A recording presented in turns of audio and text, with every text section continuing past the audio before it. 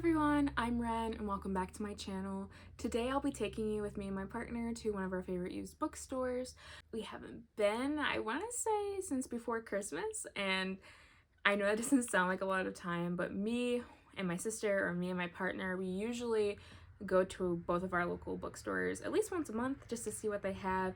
But they are changing a lot of stuff. They're renovating, updating, reorganizing, getting rid of old books, bringing in new books.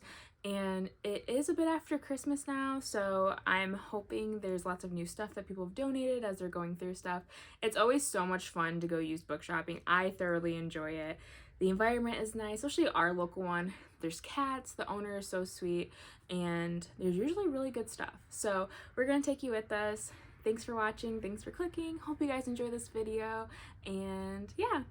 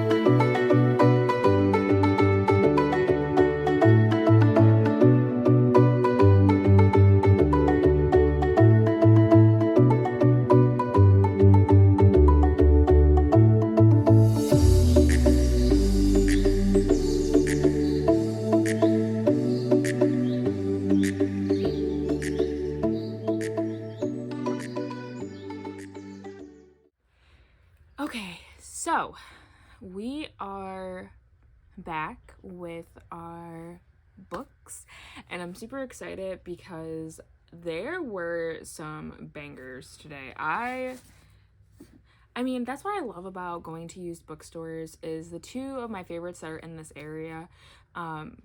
You go like once a month and there's always brand new stuff. There's always great stuff, or there's always like the book that I have been wanting. But it was really nice this time because me and my partner went and it was dead in there, and I love that. I love going into a used bookstore and it's just like you, another person. And same with me and my sister when we go to our other favorite one.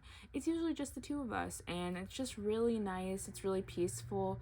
Not like digging on or taking a dig at like Barnes and Noble, but every time you go to Barnes and Noble, there's always a lot of people, unless you go like really early in the morning, but even then they have a Starbucks, so like you don't really get to like be alone truly.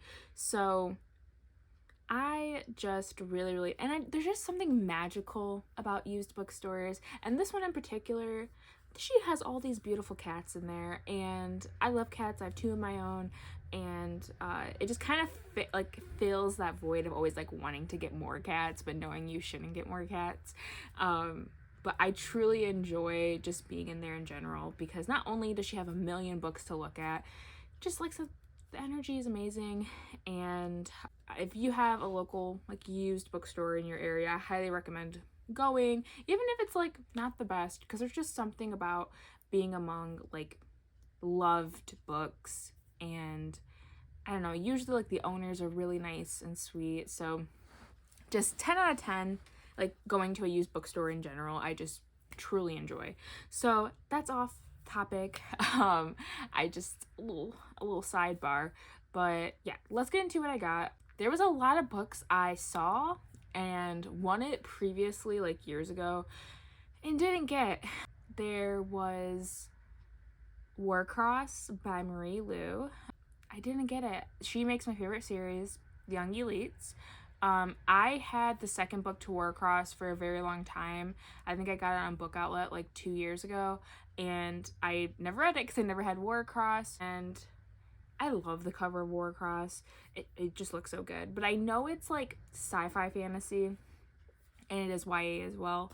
And I don't know, like when I got rid of the second book of Warcross, I just kind of in my head was like, okay, well, I'll listen to it on audiobook because I'm not sure if I'm gonna like it. I do enjoy sci-fi sometimes, but I don't know. It's about like a video game, and I really enjoyed the audiobook of Ready Player One a few years ago, but I don't think I would ever read it. I actually own the book, but like I don't think I would read it, and I don't think I would audiobook Ready Player One again, and I don't think I would read Ready Player Two. So I don't know. I thoroughly enjoy video games, but I don't know. There's just something that doesn't get me with like video game sci-fi. I don't know what it is. Maybe it's that Black Mirror episode, but if you know what I'm talking about, but I don't know, something about it. Maybe, and it's also maybe because like the video games I play, they're like cozy games. Like, you know, well, Legend of Zelda, I think Legend of Zelda Breath of the Wild is cozy, but like Sims, Animal Crossing, I do enjoy Skyrim, and I feel like if Skyrim was like, if you could do VR Skyrim, I probably would totally do it. But like, I don't know, something about like sci-fi futuristic video game stuff I just don't dig. So I picked it up, put it back down, picked it up, put it back down, did not get it. I don't know if I'll regret that. Like I said, I kind of just planned on listening to the audiobook or e-reading it whenever I get a Kindle, but I left that there.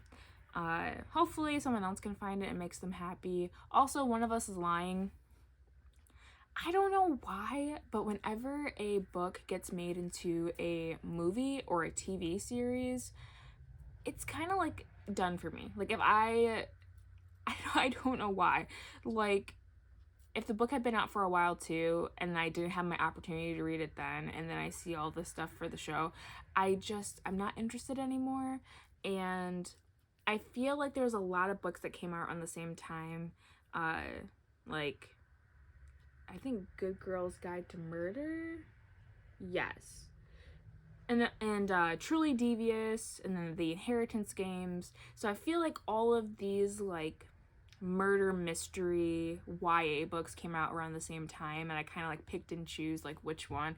And I got the Inheritance games because I heard people compare it to Knives Out, and I really enjoyed Knives Out. And then Good Girl's Guide to Murder I got because I heard you can get through it in one setting. So like I kind of like picked and like choose like I picked and chose like which book I wanted to like do. I picked and chose like which book I wanted to like commit to, because I feel like when you have so many books, especially when it comes to like YA books, you kind of have to like, because when you start getting similar books, like they start overlapping, and then it's just not fun anymore. And I thought One of Us is Lying was a standalone, but I feel like one or two books have came out after it.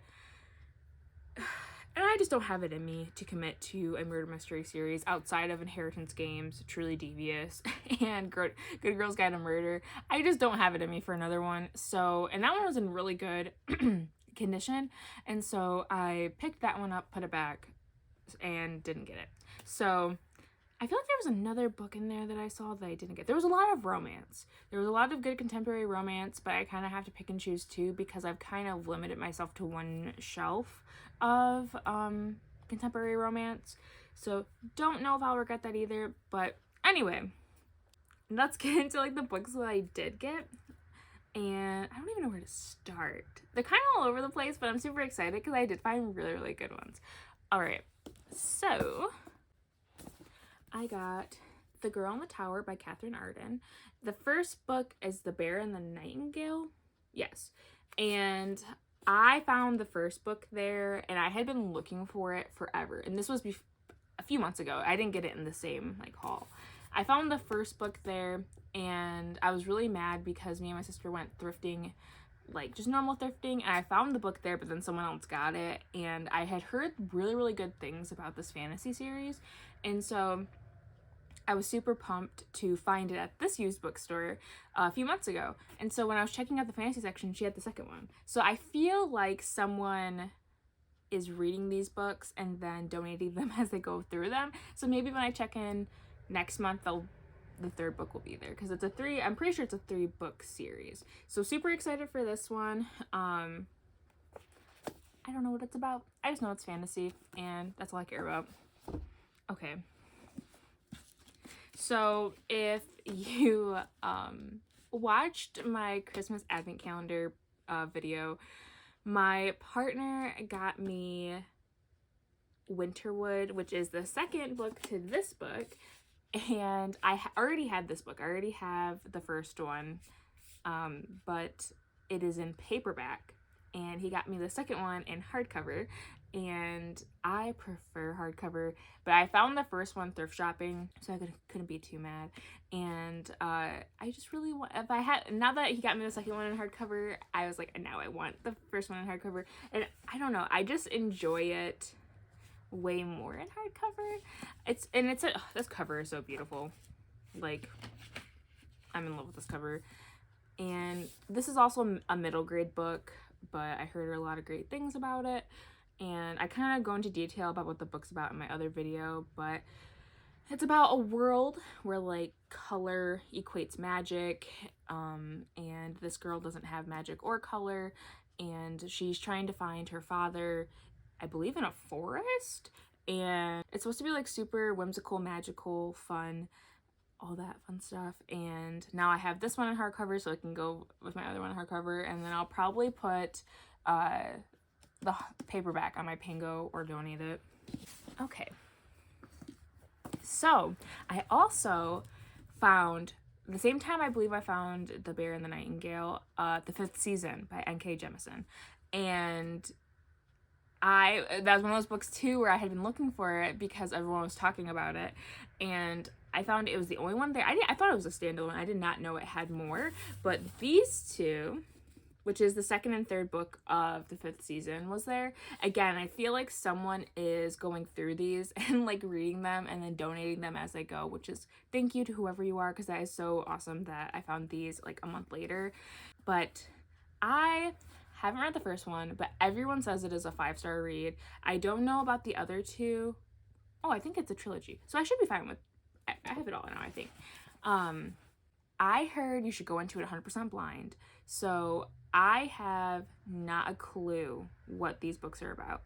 I heard the writing is very, very beautiful.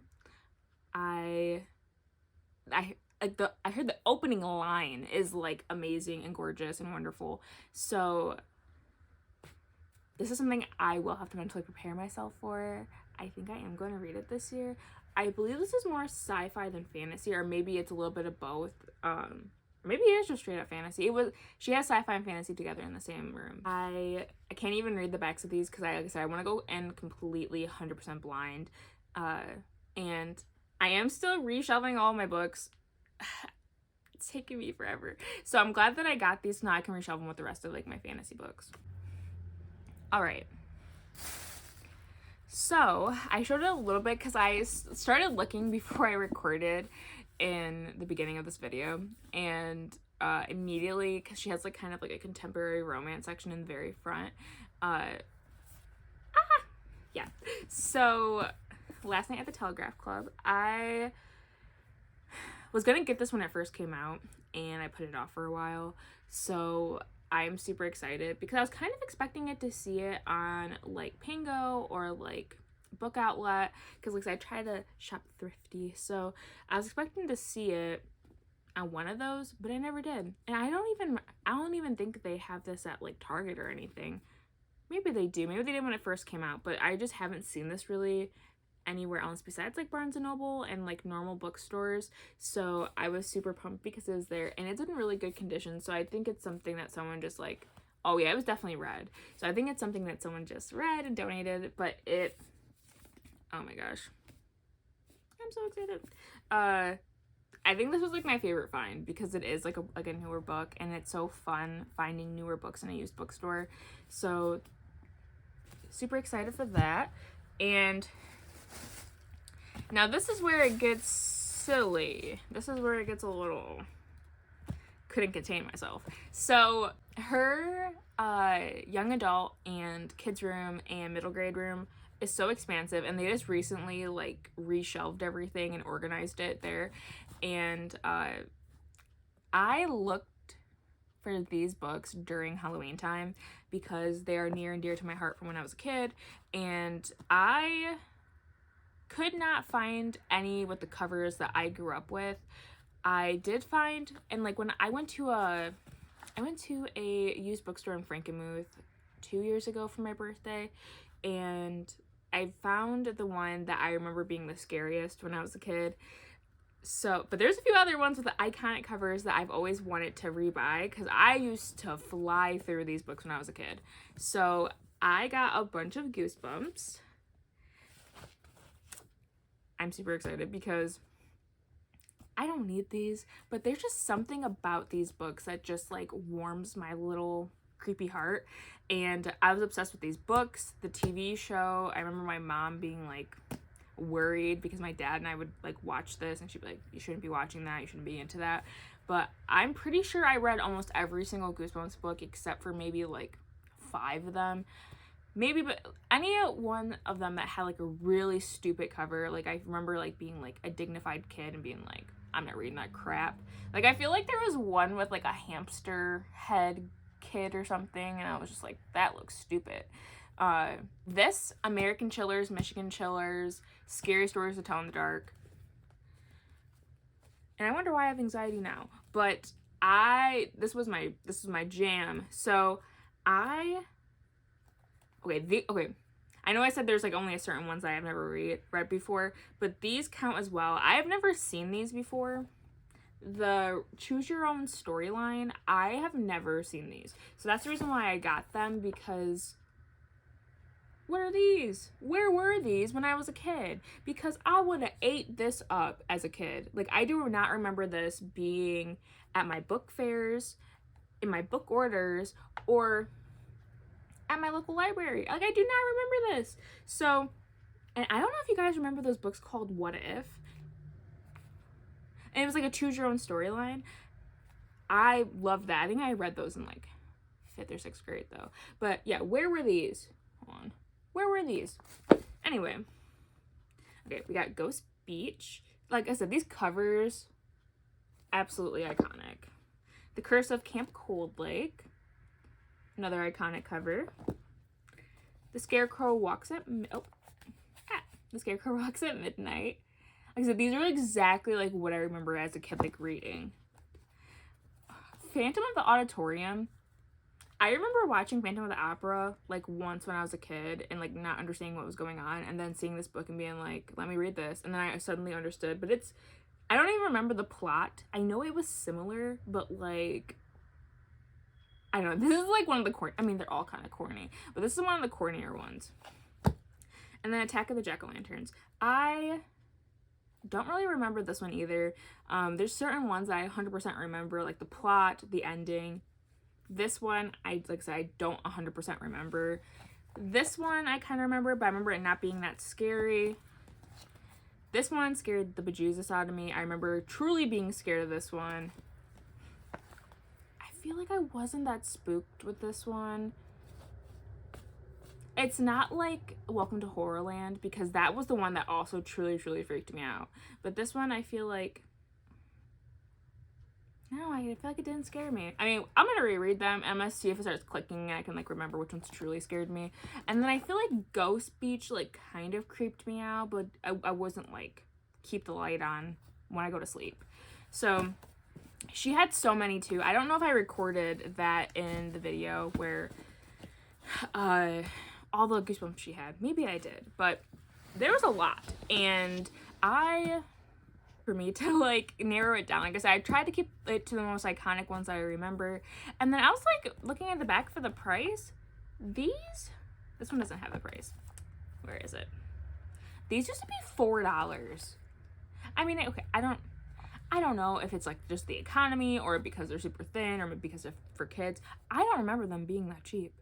That is crazy. Maybe that was like $10 back in the day. I don't know.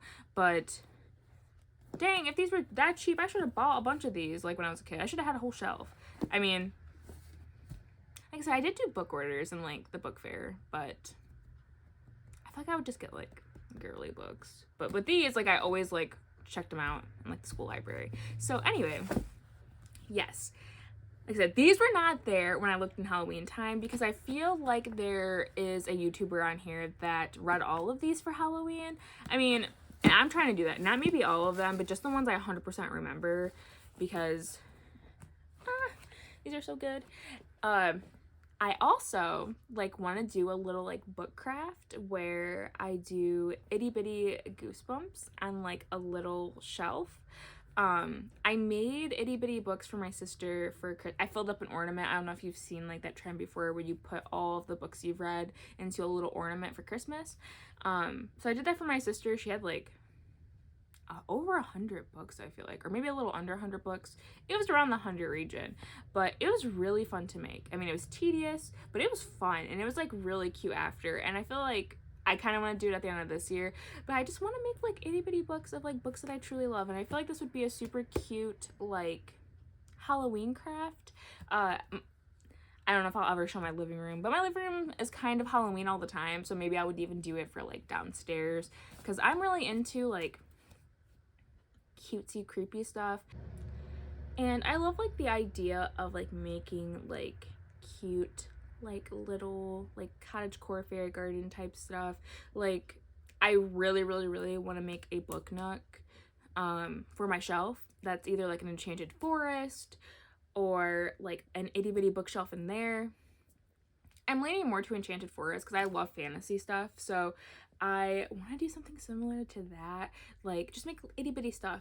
For like Christmas, I have like this shelf in my living room, and I made like a little like snowy enchanted forest. Like I got a little cottage and like little deers and stuff like that. So I just love like little things. Like I don't know if you've seen like those kits that you can make like little bookstores or little cafes, and I don't know if they call it like doll houses because they're not doll houses, maybe just miniatures, or like when you go to Michael's and there's like itty bitty things, like there's the itty bitty wands. And yeah, okay, anyway, this is going on for way too long, but yeah, those are the books I got. I'm still in the process of doing my shelves, so bear with me. I want to get them done today because when things aren't organized, it just bums me out. So yeah, I just combined my thriller and like horror shelf. So that's what we got so far. You can see like there's empty space right here. I don't know, my brain just doesn't function well, especially when it's like gloomy outside. If the sun was shining, I'd be out here doing it all up. But like I said, it's not snowing here, which it should in Michigan in January, but it's raining now and it's gloomy and it's gray, and it's gonna probably be gray in the sky and gray on the ground for like months. So I need spring. I need to thrive. But anyway, yeah, so thanks for coming with me today. This is, like I said, I'm going all around with all this stuff. So thanks for coming. I hope you like the little book haul. Hope you like the cats and the books and everything that you saw in the video. A lot on my brain, a lot to do, a lot of books to put back onto my shelves and redo. But yeah, thanks again for coming. Thanks for being here, and happy reading. See you guys next time.